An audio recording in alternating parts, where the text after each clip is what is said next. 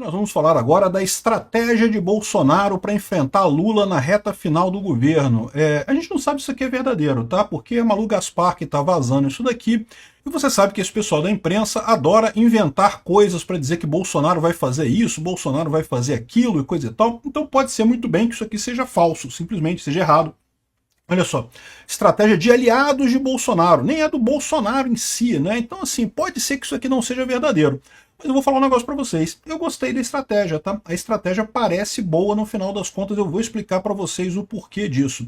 Essa notícia foi sugerida por Meu Nome é Bin, Mr. Bin, Ninfeta Libertária e várias outras pessoas. Obrigado aí ao pessoal que sugeriu notícias lá no nosso site, no visãolibertaria.com. E obrigado a você que está assistindo o nosso vídeo. Se você gosta do nosso conteúdo, por favor, deixe o seu like e se inscreva aqui no canal, né? Pois bem, a estratégia de aliados de Bolsonaro para enfrentar Lula na reta final do governo, né? Reta final do governo, que eu acredito vai ser uns 6 meses até o processo de impeachment do Lula, mas que pode ser até 2 anos, até 2026, né? Então aqui, ó, numa reunião a portas fechadas em Brasília na semana passada, aliados do Bolsonaro no Congresso Nacional acertaram a estratégia para enfrentar o governo Lula na segunda metade do mandato. Vamos ver o que tem aqui, né? De novo, isso aqui pode ser mentira da Malu Gaspar? Pode. Jornalista de mídia tradicional mente pra caramba, então pode ser que não tenha nada aqui. Mas olha só, lideranças da Câmara e do Senado decidiram que vão evitar temas que dividem o eleitorado e focar na cartilha em temas da agenda econômica, como a alta dos preços dos alimentos, da gasolina, o descontrole fiscal, os juros elevados e a alta cotação do dólar. Além de insistir na instalação da CPI dos Correios, para amplificar o discurso contra o aparelhamento de empresas estatais. Olha, eu vou falar para vocês, eu gostei de tudo aqui, gostei de tudo. Instalação da CPI dos Correios pode facilitar a privatização dos Correios depois, vai explicitar aquilo que eu falei para vocês do aparelhamento, que o Lula botou um monte de cupincha nos Correios, a gente sabe disso, os Correios têm essa facilidade de botar vaga, de criar vaga de chefia e coisa e tal, e o Lula adora os Correios por causa disso, ele bota um monte de cupincha lá nos Correios.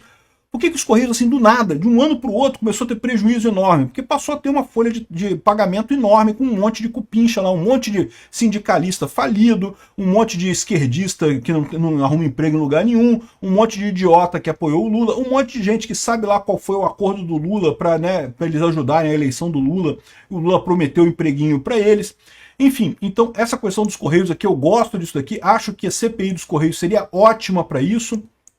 E, de novo, o que eles estão falando aqui? De fugir da pauta ideológica e para a pauta econômica. É o que eu falo para vocês, gente. Pauta econômica, pauta ideológica, pauta dos costumes, é uma coisa importante? É uma coisa importante, mas é uma coisa que não é tão importante quanto a economia, não machuca tanto o brasileiro quanto a economia.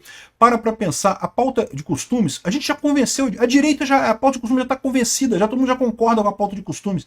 A gente tem que convencer o pessoal que está no meio do caminho. Os bolsonaristas já vão votar no Bolsonaro, ou no candidato do Bolsonaro que seja, né? Os esquerdistas já vão ignorar de qualquer forma isso, já vão votar no candidato do Lula de qualquer jeito. Vai ganhar a eleição de 2026 quem conseguir convencer o centro. O centro não dá tanto foco assim na pauta de costumes. Então o que eles estão falando aqui, ó, nós vamos deixar um pouco de lado as pautas ideológicas, que são bandeiras que já estão intrínsecas no nosso DNA, na direita, e focar mais na questão econômica, que está impactando o bolso e a mesa de cada um dos cidadãos brasileiros. Quem falou isso foi o Jorge Seife, lá do PL de Santa Catarina. A pauta econômica hoje é a prioridade da oposição. Concordei plenamente com isso daqui, tá? Aqui, ó, focar nos temas da agenda econômica. A economia é o que importa no final das contas. E isso você consegue convencer muito mais fácil o pessoal do meio do caminho a vir para a direita, a não votar no Lula, do que qualquer coisa de costumes e coisa e tal. Não, eu sei, é muito importante. E a questão da anistia. Anistia para o pessoal do 8 de janeiro. Eu concordo que é uma coisa extremamente importante. Mas, de novo, isso daí tem que ser uma pauta que tem que ser feito com muito cuidado. Por quê? Porque ali no centro tem gente que não gosta do 8 de janeiro. Eu concordo com isso. Eu também achei que foi um absurdo ir lá quebrar as coisas. Aquilo ali enfraqueceu a direita, enfraqueceu a nossa posição. Não foi uma coisa positiva de qualquer forma, né? Acho que tem que haver anistia? Concordo que tem que haver anistia. O Zucco está dizendo aqui que nenhum assunto é mais urgente que anistia e coisa e tal.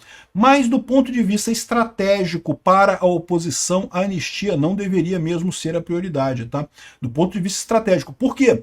Porque, de novo, você tem que conquistar o pessoal do centro e a anistia não é uma pauta que ajuda nisso. Pode não atrapalhar também, mas ajudar não ajuda, né? Outro ponto, mudanças na lei da ficha limpa, o pessoal quer votar ainda no primeiro semestre, diz o relator. Mudança na lei da ficha limpa permitiria Bolsonaro candidato em 2026, permitiria um monte de coisa. E o pessoal pergunta, qual a sua opinião, Peter, sobre a questão de acabar com a lei da ficha limpa? E olha só, eu vou falar um negócio para vocês. Eu acho que foi um erro a ficha limpa, acho que foi. Aliás, a Argentina aprovou agora uma lei da ficha limpa lá na Argentina, estão todos satisfeitos porque vai impedir a esquerda de concorrer. Só que lembra, eles têm esse problema, a lei da ficha limpa vai dar poder do judiciário sobre a política. É o que acontece. A lei da ficha limpa, você condenou uma pessoa, a pessoa não pode se eleger mais. Isso é um problema. No mundo que a gente vive de ativismo judicial, você ter uma lei com uma ficha limpa, sim, ajuda o judiciário a interferir na política. É o que a gente está vendo acontecer aqui no Brasil. Tornar o Bolsonaro inelegível virtualmente por nada. Nada. O cara teve uma reunião com embaixadores lá. Bolsonaro está inelegível. Olha que absurdo isso, né? Então, eu concordo com o Bolsonaro que a lei da ficha limpa deveria ser acabada, vai ser destruída, só está sendo usada para prejudicar a direita, só vai ser usada por ativismo judicial mesmo, no final das contas. O pessoal da esquerda, eles perdoam tudo, e o pessoal da direita acaba sofrendo a punição. Infelizmente, essa é a verdade. E vocês sabem, vocês me conhecem, eu já falei isso abertamente aqui, eu não me importo com corrupção.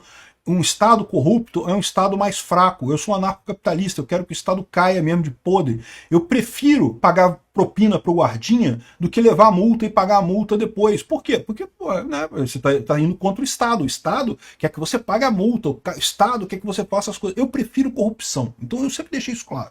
Não tem nada contra a corrupção. A minha briga com Lula sempre foi o esquerdismo, sempre foi a ideia, eu sempre lutei contra governo grande. Então o Lula estava fraco por causa da corrupção, então vamos derrubar o Lula por conta do governo grande. Mas o meu problema não é a corrupção. Corrupção para mim é intrínseco ao Estado. Todo Estado é corrupto por definição. Então eu não me importo com lei da ficha limpa, não me importo com corrupção no Estado. Acho até positivo, enfraquece o Estado. Então é positivo no final das contas.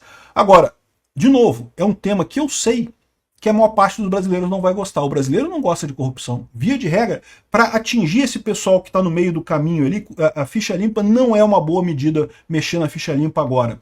Então eu acho que essa estratégia aqui é muito boa. Essas duas coisas aqui são coisas que interessam ao Bolsonaro, interessam ao bolsonarismo, interessam para o nosso futuro político, mas eu sinceramente acho que em termos de ganhar apoio do centro da população, do centro da sociedade, daquele pessoal que não é nem bolsonarista, nem lulista, as duas coisas atrapalham, tanto a questão da anistia quanto a questão da ficha limpa, né? Enfim, o que vai ser a estratégia eu não sei, mas o foco deles eu acho que o mais importante, o pessoal colocou aqui mesmo, é a agenda econômica. O Lula está cagalhando a agenda econômica totalmente, e é exatamente aí que a gente tem a vantagem. A agenda econômica é tudo, o resto a gente corre atrás, o resto a pessoa, cada indivíduo faz o seu resultado.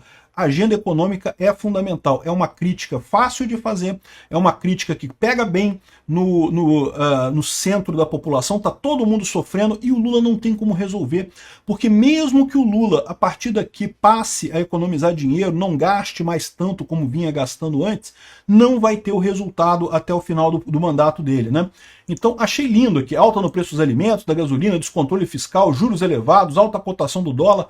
Agora a gente pode bater no Lula nessas coisas todas aí e o Lula vai apanhar e não tem nada que ele possa fazer. Dá para sair até o impeachment, né?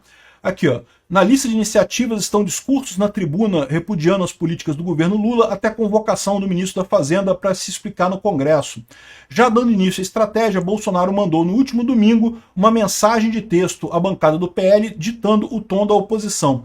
A agenda de costumes já está incorporada, já está em nosso sangue. A marca da direita, menos impostos, liberdade econômica, religiosa, expressão, PIX, política externa, direito à livre defesa, propriedade privada, defesa da democracia, família, etc. Achei excelente, é isso, esse daqui é o foco no final das contas, né? Bolsonaristas se animaram com resultados da pesquisa da Quaest, divulgada em 27 de janeiro, que mostrou que a desaprovação do Lula. E não foi só essa pesquisa, né? Teve um monte de pesquisa que mostrou já que o Lula está desabando completamente. Mas o ponto central dessa estratégia é exatamente isso. É focar na questão econômica, é aí que importa, é aí que faz a diferença. Pauta de costumes é importante também? É importante, não tenha dúvida, mas isso é mais fácil de resolver. E você não consegue conquistar o centro com isso. O centro não se importa tanto com essas pautas quanto a direita. A direita já está vendida, já é nossa. É o que ele fala aqui. Ó. A agenda de costume já está incorporada, já está em nosso sangue. A gente não precisa brigar por isso. A marca da direita tem que ser menos impostos, liberdade econômica, religiosa e de expressão, PIX. É isso aí. Achei perfeita essa estratégia. Não sei se é verdadeira. Tá? Lembra que quem está falando isso é a Malu Gaspar. Isso aqui pode ser pegadinha, pode ser jogada e coisa e tal. Mas se for essa a estratégia, eu achei excelente. É por aí mesmo que a gente tem que ir. Acho que a questão da anistia e do fim da ficha limpa são pautas interessantes, são pautas que valem a pena ser discutidas, mas que em termos de ganhar o eleitorado para 2026, elas atrapalham mais do que ajudam.